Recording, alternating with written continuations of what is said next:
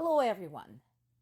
More sources are covering the meeting between Ukraine's President Zelensky and Turkey's Erdogan. And we started this conversation yesterday, and I know we've mentioned Turkey multiple times through the course of this war. The big concern there is that it's very clear that Erdogan's primary interest is himself.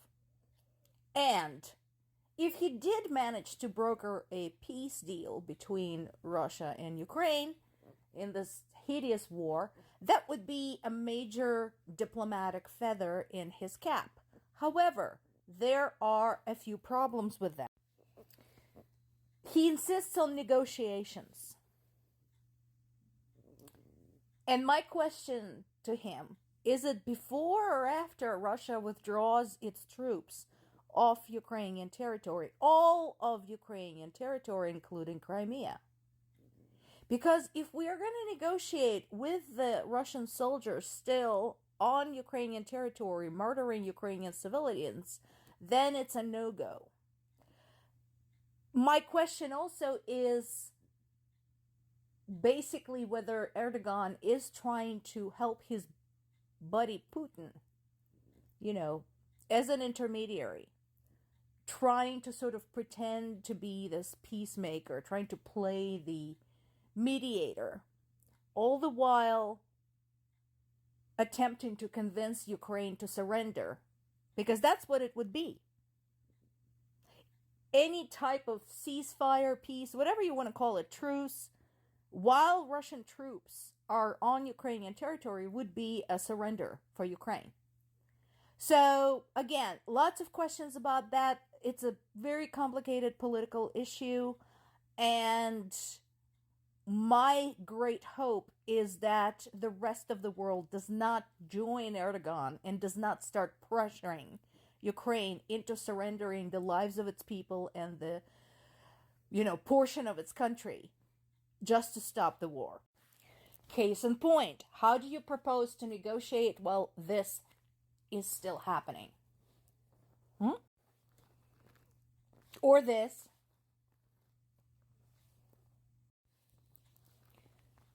We now have plenty of evidence from the occupied territories that Russia uses torture in those areas of Ukraine that they're occupying. Moreover, we have the testimony from Russia's own soldiers. This one has been recently captured, and his social media posts have been shared with the public. So this guy had a list of things he suggested for other soldiers to try while at war. Otherwise, he said, what's the point of going to war anyway? This list includes the torture of POWs, violation of the Geneva Convention. What we already know, Russia does this.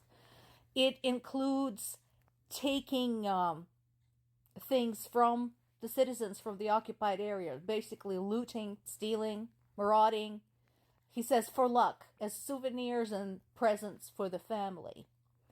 He suggests catching a local girl and raping her, not just by himself, but with his entire detachment.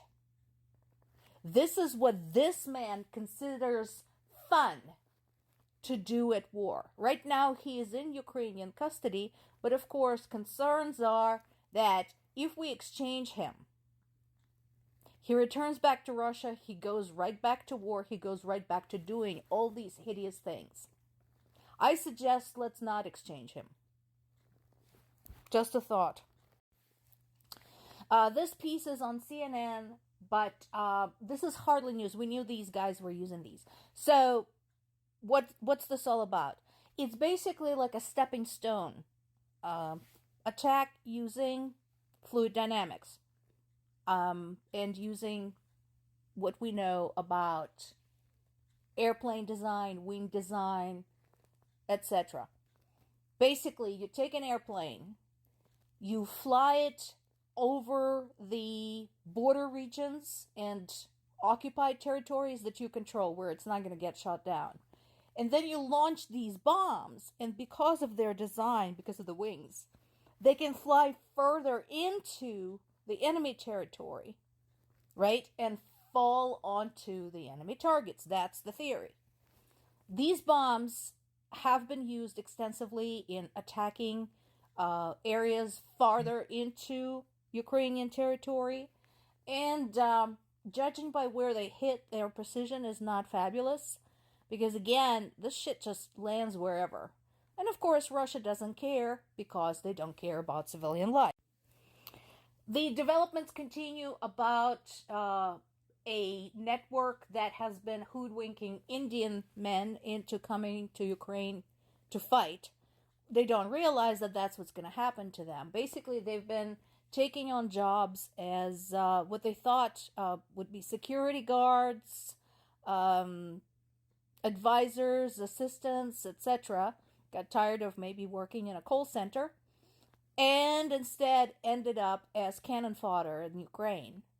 So, once again, told you so. This is going to affect other countries. Look at the map. Where's India? Where's Ukraine? Nevertheless, India is now involved.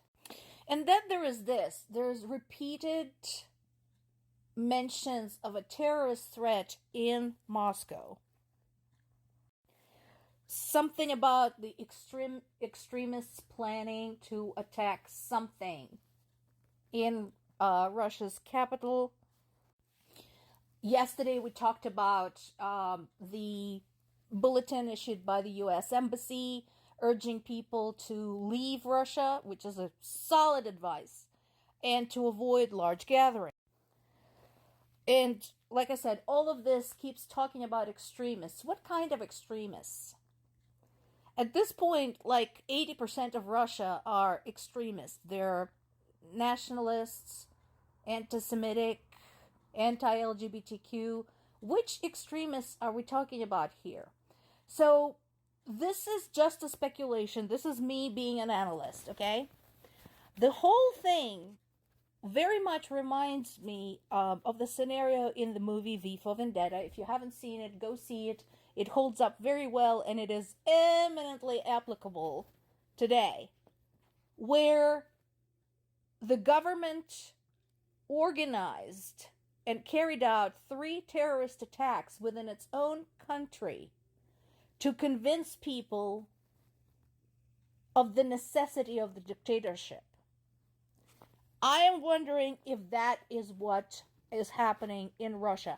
That all these swirling, vague rumors of some kind of unknown extremists planning a terror attack in Moscow could be a government effort to frighten people further, to convince people that Russia is in fact under attack.